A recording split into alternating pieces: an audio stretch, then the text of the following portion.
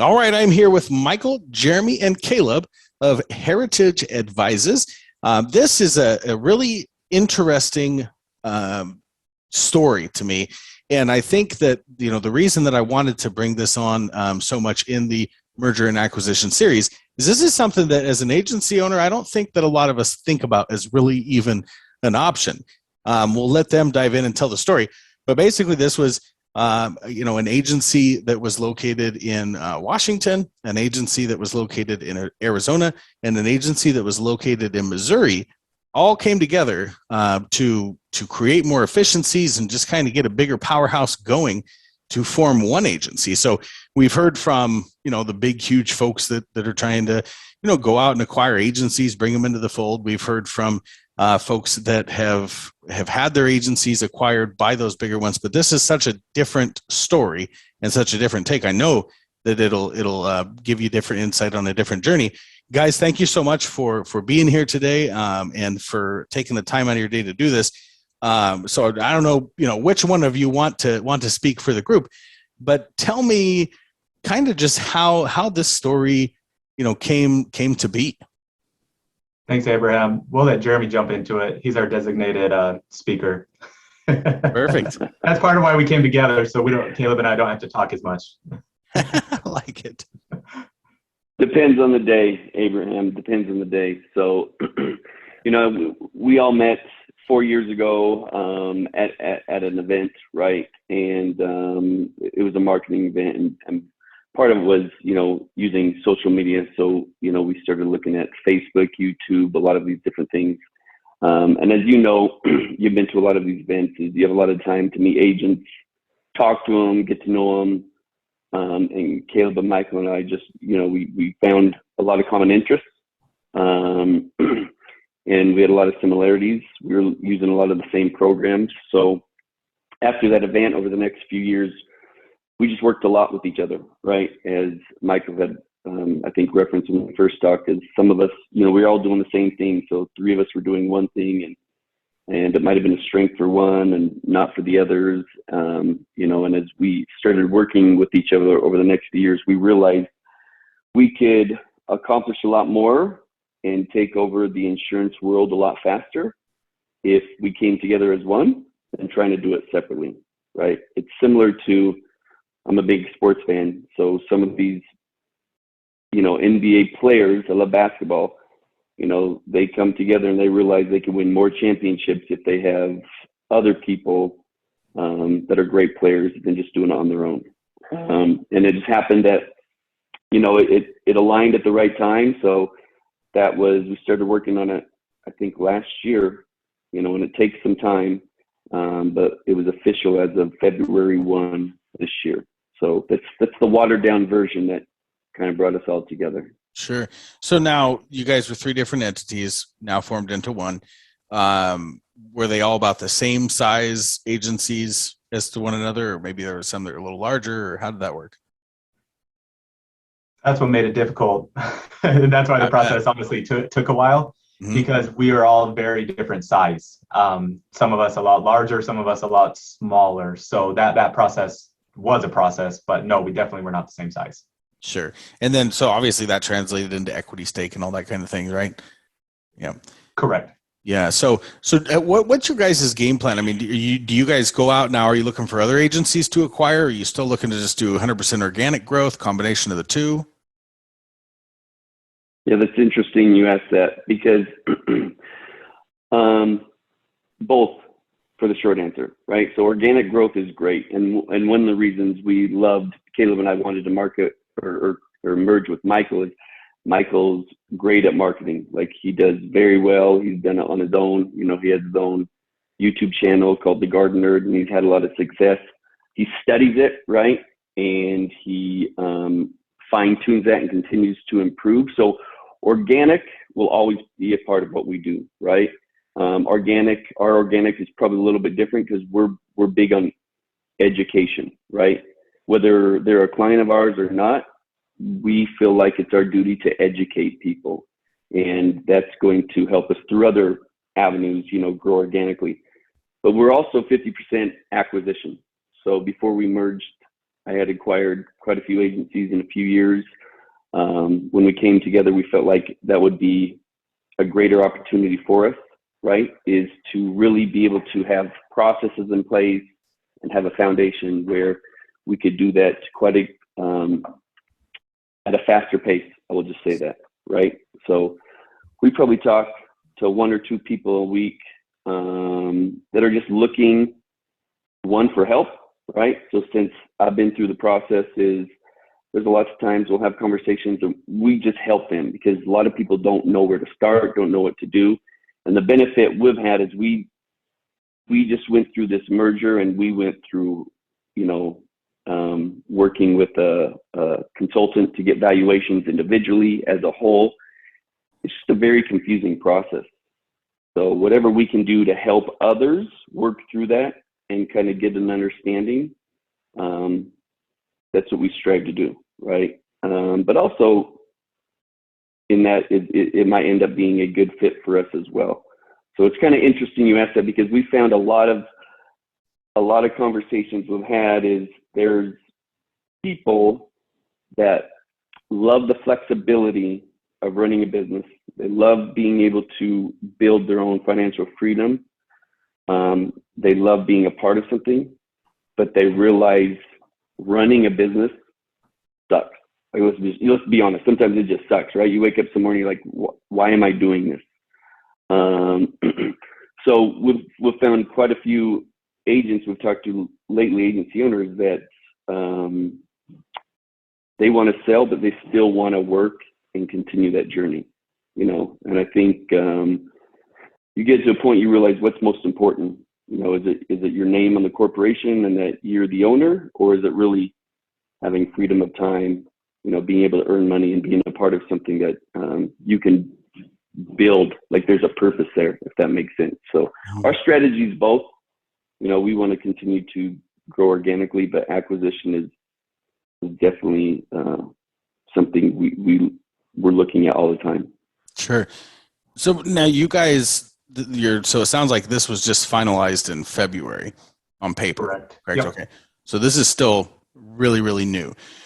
So before February, what was the level of, not entanglement, but togetherness, whatever you're going to call it, that you guys participated in business with each other?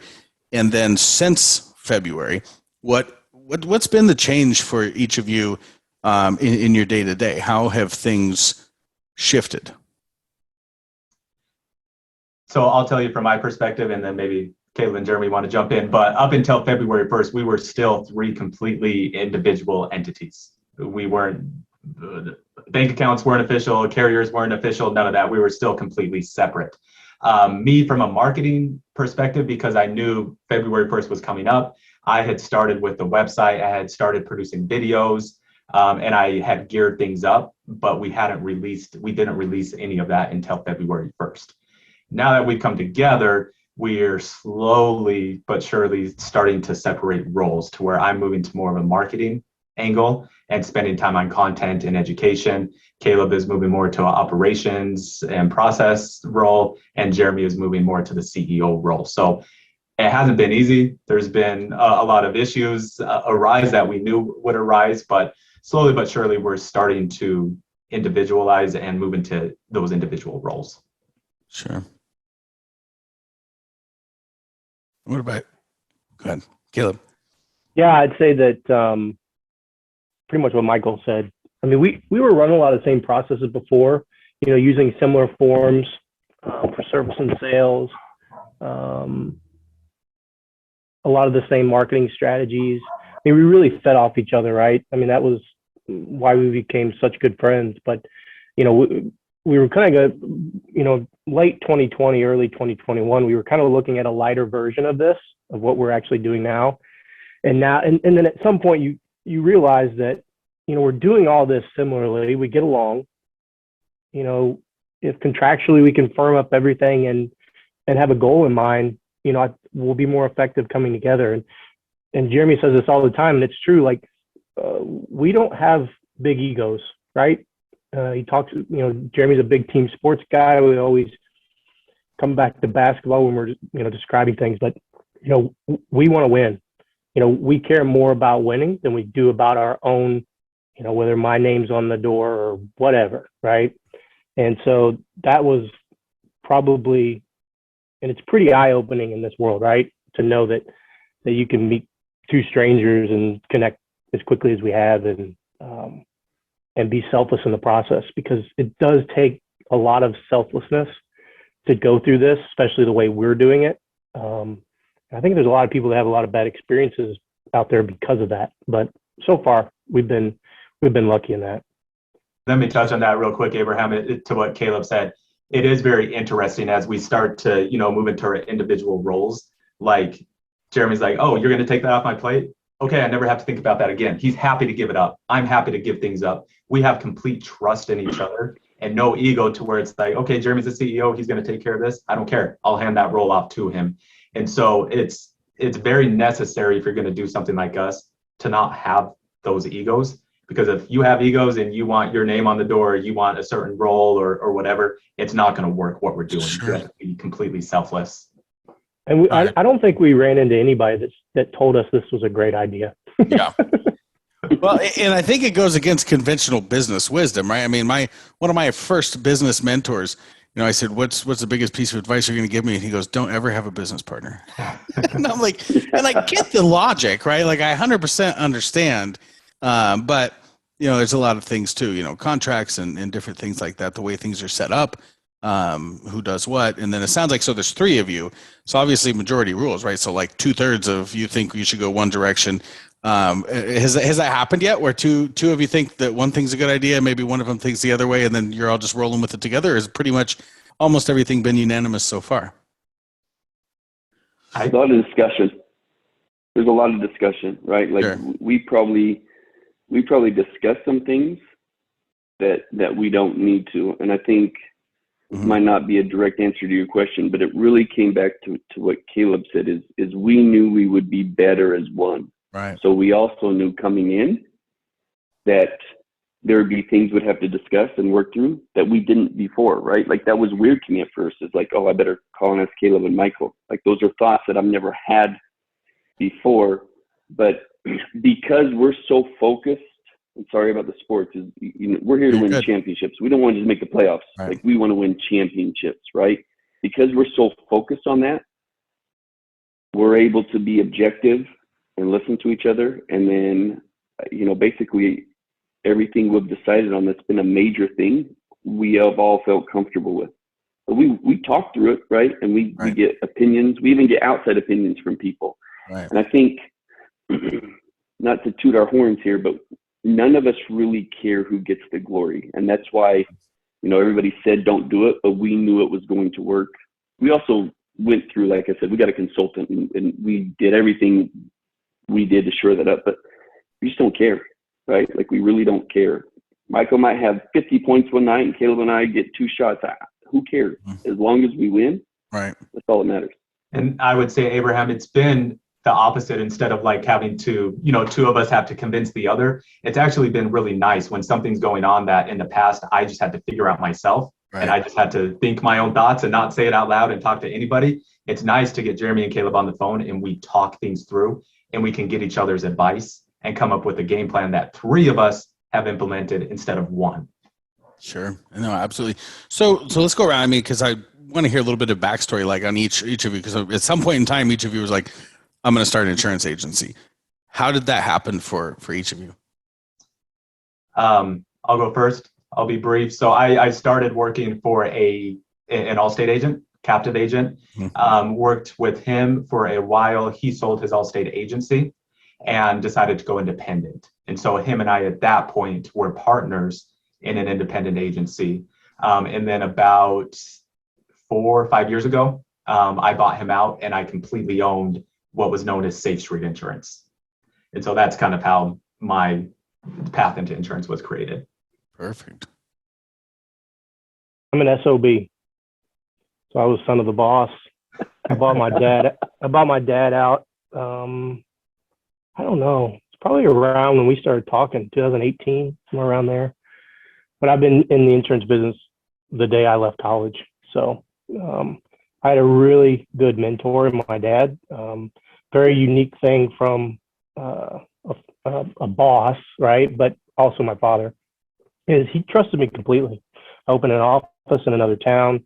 He trusted me with all my stupid marketing ideas. So we had a really good relationship. So that's how I got started, and I've been doing it since '04. Jeremy's the old one here. Mm-hmm. If you want to see some of Caleb's stupid marketing ideas, which I don't think are stupid, there's videos, YouTube videos of Caleb from like 10 years ago out there on the web that are actually really funny. That's cool. I don't think they're that funny. He just didn't know. He should have stuck with it. He would have been way no ahead kidding. of everybody else. Yes. Sure. I started in 2006. I was working for an agency, and then 10 months later, partnered up with my good friend's dad. He had an agency out of Kentucky, and actually built it off of, we used to hustle dealerships, so non-standard, right? And would, a lot of volume, not a lot of retention, but it was a lot of a volume play. And over the years, just built that, ended up buying him out, and then, had slowly just grown from there, and started, doing acquisitions in 2016, which I moved from Seattle. We talked about a little bit, Abraham, to Arizona because I have 5 kids and you're trapped inside 9 months out of the year. It's like, That's pretty much what we did. not worth it. Yep. Not worth it. The 2 months of sun didn't fill up your canteen enough, right? So, Yeah. Yeah.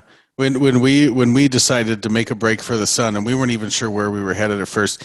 So like I told you, we were in Olympia, and there's this lighting store in Olympia, and they've got all these different lamps and shades and chandeliers, and they had a sign on the door or on the window that said sun ray bulbs or something like that, and what it was supposed to do. So I started looking into these things.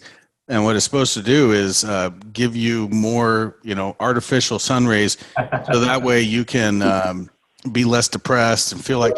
And I thought that's about the stupidest thing I've ever looked at doing in my entire life. I'm leaving, and we're getting out of here. But That's crazy. Yeah. So we were like, okay, let's. So I started screening different locations for average days of sunshine per year. And then of course we ended up here in Arizona, which.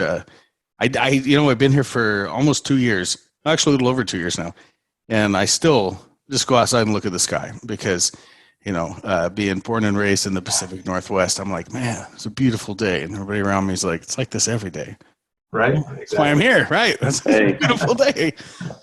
But 6 years this June for me, I do the same thing. So I never get sick of the sun, man. No, get sick of the heat, not the sun. Yeah, that's only in the summer. That's when you go up to the Northwest. That's when it's nice. There you go. That's when it's nice up there. You go up there and get your beautiful Pacific Northwest in. So where do you guys see this going? I mean, because you've divvied out some responsibilities. I'm assuming you guys had probably some similar carriers, but there's probably some differences in carriers. So maybe you guys added some carrier selection to your arsenal on your tool belt. There's probably different marketing strategies you guys were able to share with each other, different things, but where do you see this going? Because I know after a lot of mergers, so one of the previous interviews that we did was with a company called Bell Anderson. They're big in the Pacific Northwest. You probably have heard of them, Jeromy. Familiar with them? Yep. So we just interviewed the CEO of Bell Anderson. They were acquired by Acrisure. They went, so in 80 years, it took them to get to about $12.5 million in revenue. But then in the last 5 years after getting acquired by Acrisure, they were able to grow that to over $40 million in revenue. So have you guys worked out any projections on, like how much growth do you want to see year 1, year 2, year 5? Have you guys done any of that? Or, are you just kind of, at this point, just kind of putting it all together and then you're going to formulate what happens after that? What strategies are you using to make sure that you're able to compound the growth and make it worth your while? Because if it's not worth your while, you might as well just stay separate, right? Yep. I'll let Jeromy and Caleb give the technical answer, but I'll say what Jeromy always says. We're going to the moon. Jump on the rocket ship. If you want to ride, jump on because we're going to the moon. Perfect. I like it. And really, I'll let Caleb speak to the number stuff, but we can't talk about numbers. Sure. unless we tell you, why did we come together? Yeah. So we have a purpose, and our purpose is to build better futures. That's for the people, that's for us, that's the people that work for us, that's for our clients, right? And that's for the communities we want to serve in. We feel a very strong desire to help people, right? So everything we do from top to bottom, from our processes, from our, whether it's service, sales, from our goals, it's based upon that purpose of building better futures, right? And with that, there's always a push to grow and get better. Does that make sense? Mm-hmm. So I think when you talk about winning, it's acquiring something through effort, right? And what winning looks like for us today is going to be different in 3 months and in 12 months, right? And I say that because as long as we have a goal to build better futures, right, our goals will continue to expand and grow. Now, we have to put numbers into place, right? We got to figure out things, which I'll let Caleb speak on. But we have some pretty lofty goals in how we want to get there, but everything ties into our purpose. Because let's be honest, Abraham, is we want to find great people that want to help us build, something special. When you have a week, 2 weeks, 3 months, and it sucks and it's a grind and they don't enjoy it and there's not a purpose, you're not going to get them to come back, right? So that's why we had to establish something so that we know we could hit what those numbers are. So I just wanted to say that before we talk about any specifics, because we can't get there. We can have a goal of we want to be a $25 million agency in 10 years. But we feel like we have to have a reason, what's our reason and what drives us. And that's what ultimately going to push us there. Yeah, it's good to have goals, but there's got to be a purpose with what you do, right? Absolutely. And I'll say this, Abraham, it's not just BS. I think a lot of times people hear, oh, you want to build better futures. No, you want to make a crap ton of money. No, we actually do want to build better futures. There's been times where Caleb and I have been on the phone, we're building out processes, and Caleb's like, hold up, we're getting away from our purpose, from our mission. What are we actually trying to do? We're trying to educate and help people. And so we shift our mindset. And it's a process where, because we all came from a different mindset, but now with our new education and just building better futures, it takes a while for us to shift that mindset, but it is truly something that we build into everything we do in the agency. Sure. And everything starts with, all three of us believe the more you give, the more you get, right? Mm-hmm. And for us, it's not even about the get. The get will come, we know that. It's everything to us is about what we give, right? So so whether if you're talking about new business journey or your client journey during service, right? Even though these are mundane things, we have purpose of giving a lot more than we give, right? We always give value before we have any kind of ask. So it's something we always try to focus on. And I don't know what type of numbers you're really looking for. And I don't really know. It's not really important to me right. about what those numbers are, but I will say another thing that always goes through our filter of discussion is scale, right? We came together because of scale. We have lofty goals. We're big traction fans. So we have all of this kind of built out to where we want to go, right? With many steps in between there on how we think we can get there. But the main filter for us not only is the education, the building better futures, but also, is this a scalable process? So again, processes are huge for us. It's how we're going to get to our big goals, is having anybody sitting in the seat able to do a process, because it's very clear. There's videos behind it, that it's written out, all those little things. It seems like a mundane and unimportant thing, but for us, and when we start thinking about scale, it's hugely important. Absolutely. No, I completely agree with that. And I like what you guys said about, giving value before you get value, is because really that's what our whole agency was built on when we had it, was how can we create value in the community that we're trying to serve? And then how, because once you create that value, people get in line to do business with you. And I mean, so was that like one of the things that brought you guys together? Is you each, because it sounds like your niche, because I mean, we're all as independent producers. Like you can go to Geico.com, you can go to Progressive.com, right? A lot of us write Progressive, but people can still go direct to get those. So really, like the whole play is that there has to be some advantage for the consumer to do business with us rather than just going direct. And it sounds like the niche that you guys really operate in, and was this something that was new when you came together, but true to a certain extent when you were separate, was the education of the consumer? We talked about that before we came together as we kind of figured out what we wanted to do, our whole purpose. But each three of us separately, we were not operating that way prior. Okay, so this is brand new from February of this year. Correct. And so to be fair, I had done some, and Jeromy and Caleb to a certain extent had done some videos years prior in terms of education and things to that nature, but nothing to the level that we're doing it now. Great. It's perfect. Yeah. What were the... So it helped us. So, yeah.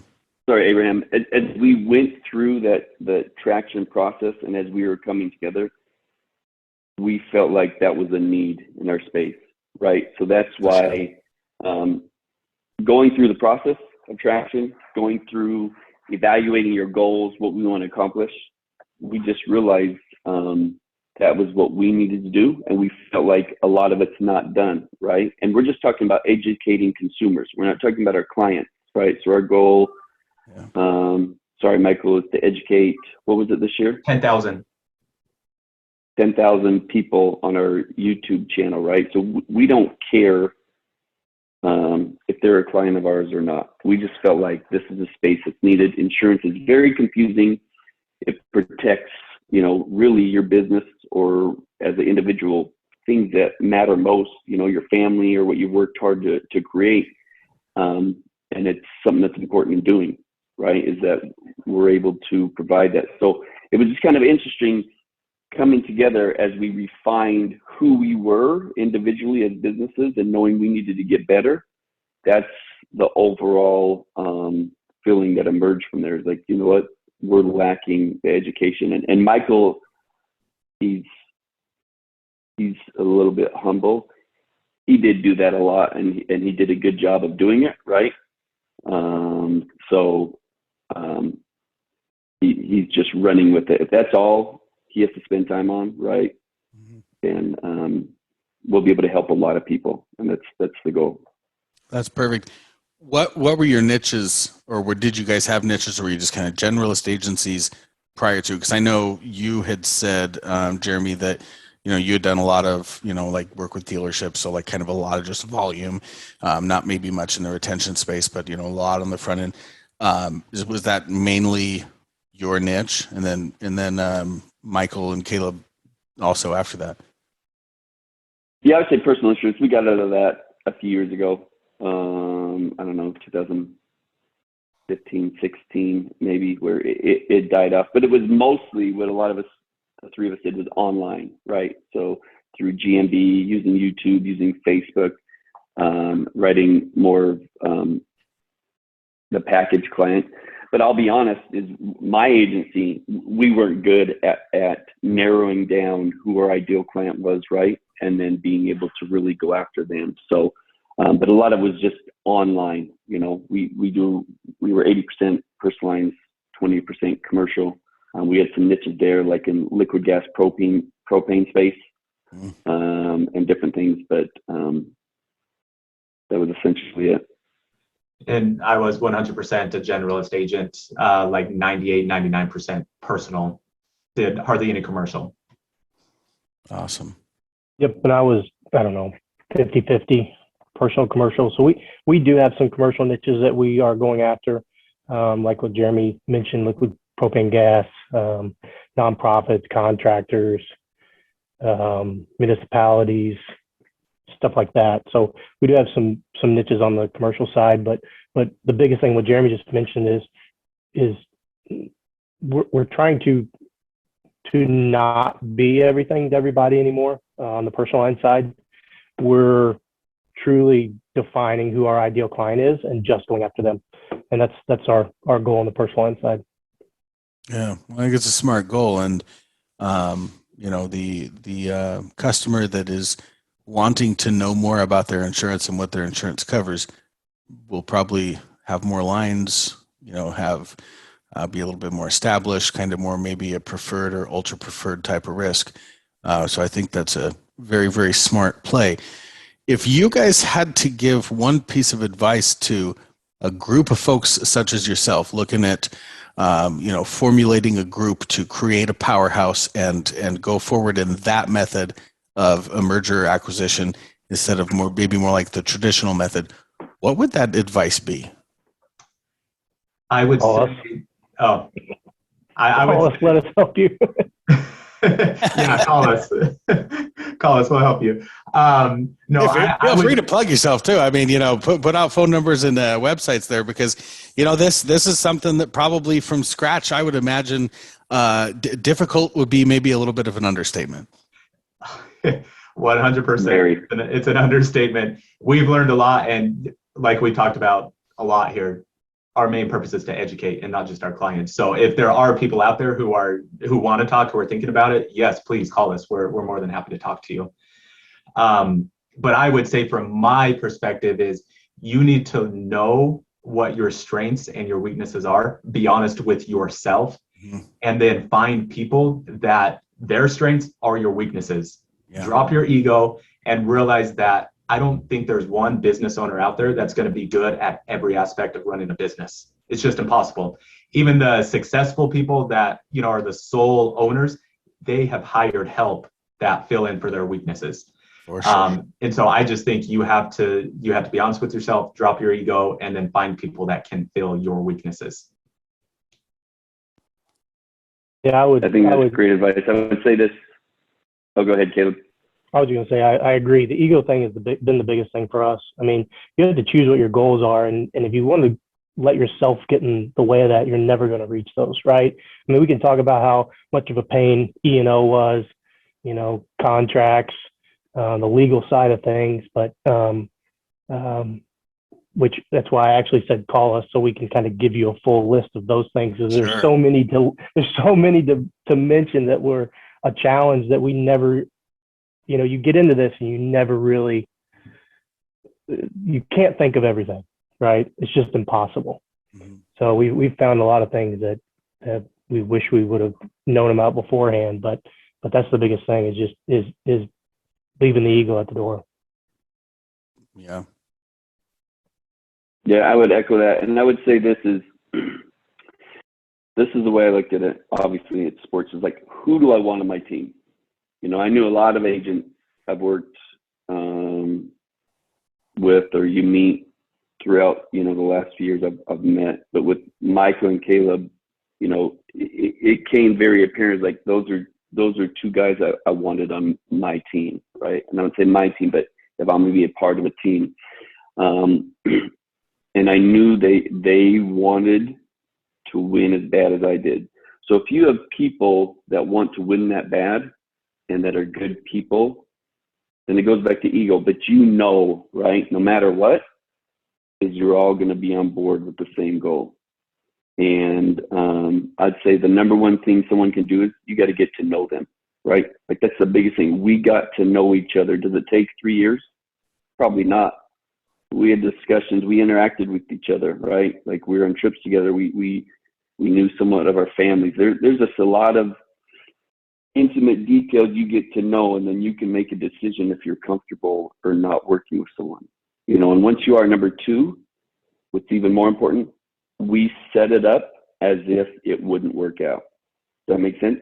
So we spent the money, went through all the processes for worst case scenario.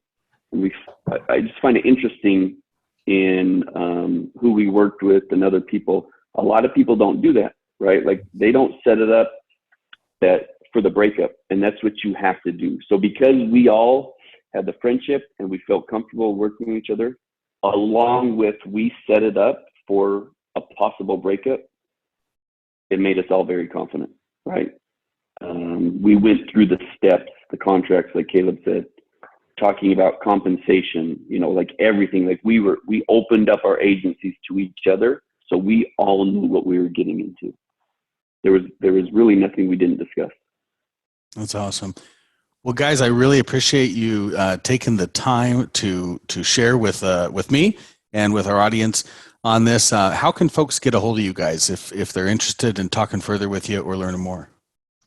They can go to our website, heritageadvises.com, and they can contact us there. They can also find us on Facebook. I'm very active on Facebook, Michael Overstreet. Search for me, and Jeromy and Caleb may not want to talk to you on Facebook as much as I do, but find me on Facebook. I'll put you in touch with the smart people, which is Jeromy and Caleb, and they can give you all the information you need. Michael's great. You message Michael, he'll respond right away. Yeah, so if they go to Facebook, I mean, they can message any of us, but if they look at Michael's face, they'll see how famous he is, and they'll really realize why Caleb and I merged with him, just because he's famous. The picture on the billboard, right? Perfect. Thank you guys so much. I really, really appreciate it. Thanks, Abraham.